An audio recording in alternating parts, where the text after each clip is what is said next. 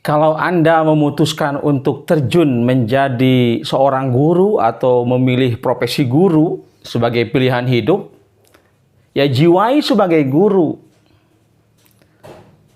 Jangan terlalu banyak mengeluh. Karena Anda sudah memberanikan diri terjun menjadi seorang guru. Perubahan yang ada harus kita jalani, harus kita terima dengan lapang dada, dengan baik. Dijalani saja dengan enjoy begitu. Ini kadang-kadang banyak guru yang saya baca di medsos itu merasa mengeluh terhadap perubahan kurikulum.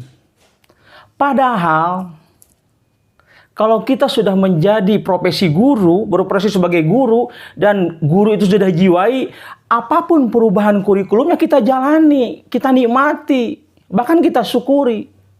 Coba bayangkan, dulu dari tahun 47 sampai sekarang, itu kan ada 10 atau 11 perubahan. Ya kita jalani saja. Tidak mengeluh karena inilah itulah. Saya kebetulan sejak 2002 mengajar.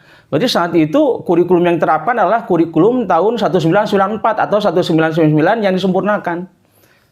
Setelah itu kan ada perubahan kurikulum KBK 2004, lalu kurikulum 2006 KTSP, kesininya kurikulum 2013, dan sekarang kurikulum Merdeka. Ya saya dan kawan-kawan jalani saja itu.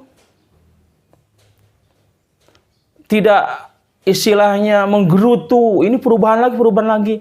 Yang namanya perubahan ya itu adalah sebuah keniscayaan. Tinggal bagaimana kita menyikapinya dengan lapang dada, menyikapinya dengan menjalankan perubahan itu secara baik. Sekarang kurikulum Merdeka. Bagaimana ini kurikulum Merdeka? Kita harus ada PMM, kita harus membuat administrasi pembelajaran. Loh. Dari dulu juga kan administrasi pembelajaran kita buat. Dari dulu juga kita buat. Dari kurikulum dulu, kurikulum sebelum Merdeka ada kurikulum 2013, kurikulum KTSP, KBK kita juga buat administrasi. Kenapa? Kita keluhkan, enjoy saja begitu. Apakah guru yang membuat administrasi pembelajaran itu merasa terganggu mengajarnya? Tidak kok. Kita tidak merasa terganggu mengajar. Administrasi pembelajaran itu dibuat kan ketika guru libur. Sebelum masuk tahun ajaran baru, sebelum masuk semester 1, semester 2, kan ada waktu libur tuh, 1 minggu atau 2 minggu atau 2 pekan. Itu kan digunakan oleh guru untuk menyusun administrasi. Bukan berarti guru sebagai administrator, bukan. Kan kalau kita mendidik mengajar itu kan harus terarah. Bagaimana kita mendidik mengajar supaya terarah, apa yang kita ajarkan hari ini, bagaimana caranya, bagaimana menilainya, kan harus direncanakan, didokumentasikan dalam bentuk perencanaan, dalam bentuk administrasi pembelajaran. Supaya kita tidak salah langkah. Semua bentuk perencanaan itu kan ditumpahkan dalam administrasi guru. Begitu. Bapak, kan saya tidak bisa ini. Bang, saya tidak bisa nyusun sendiri, ya gak apa-apa, kita ATM. Amati, tiru, dan modifikasi. Kan sekarang ada MGM, PKKG, kan kreatif itu. Menyusun administrasi pembelajaran lengkap. Tinggal kita adaptasi saja dari mereka atau modif saja dari mereka. Di internet juga, di website sekarang banyak kok.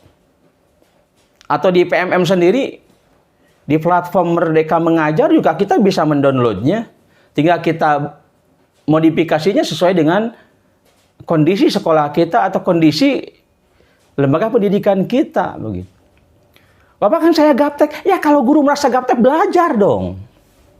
Jangan ini, dulu saya pernah bertemu dengan seorang guru 15 tahun yang lalu. Bapak, saya gaptek. Sekarang ketika saya ketemu dengan beliau, gaptek. Loh, 15 tahun apa yang dilakukan? Kok dulu gaptek, sekarang gaptek? Coba teknologi itu sebuah keniscayaan, kita ikuti. Belajar dong. Guru itu bukan hanya mengajar, tetapi juga menjadi sosok pembelajar. Jangan diam. Orang lain bisa, kenapa kita diam? Orang lain bisa mengoperasikan komputer, mengoperasikan laptop. Tiap hari kok guru juga bisa mengoperasikan HP, medsos. Mengapa sekarang disuguhi dengan PMM saja menjadi gelagapan? Padahal ikuti biasa saja. Justru di PMM itu, di platform mereka mengajar itu, gudangnya ilmu. Kita bisa saling berbagi, kita saling mendownload administrasi pembelajaran, membaca berbagai macam ilmu di sana tentang pembelajaran, tentang pendidikan. Kita bisa berbagi praktik mengajar, kita bisa berbagi artikel, bisa berbagi praktik baik, bisa berbagi video yang kita tayangkan di YouTube, kemudian dibagikan di PMM. Gitu kan justru kesempatan berharga kita untuk berbagi. Tidak bisa ya kita belajar. Jangan berdiam diri. Kan guru harus punya kompetensi dong. Masa guru zaman sekarang tidak bisa, misalkan teknologi, harus beradaptasi dengan perubahan. Sekarang Bapak kan PMM itu, di PMM ada pengelolaan kinerja untuk ASN atau untuk PNS itu. Harus di PMM ya kita ikuti, jalani saja. Justru menurut saya lebih praktis. Bapak dan Ibu kan sudah biasa mengetik di WA, kan sudah biasa dulu SMS, sekarang WA, udah biasa. Itu juga sama sekarang. Pengelolaan kinerja itu adalah justru menurut saya lebih praktis sekarang. Bapak kan saya sudah tua, sudah mau pensiun. Loh, yang namanya belajar itu, apalagi kalau disangkut-pautkan dengan agama, itu minal mahdi ilal lahdi, tidak mengenal usia tua. Dari sejak buayan sampai liang lahat, sampai tua pun kita belajar.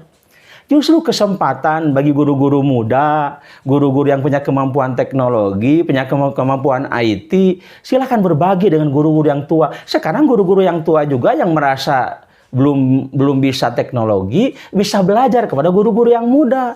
Jadi adanya kesempatan. Jadi menurut saya kurikulum Merdeka itu justru kesempatan untuk saling berbagi dan untuk saling belajar begitu. Kalau mengeluh, khawatir, itu kan mentalnya mental negatif. Justru kembangkan dalam diri kita mental positif.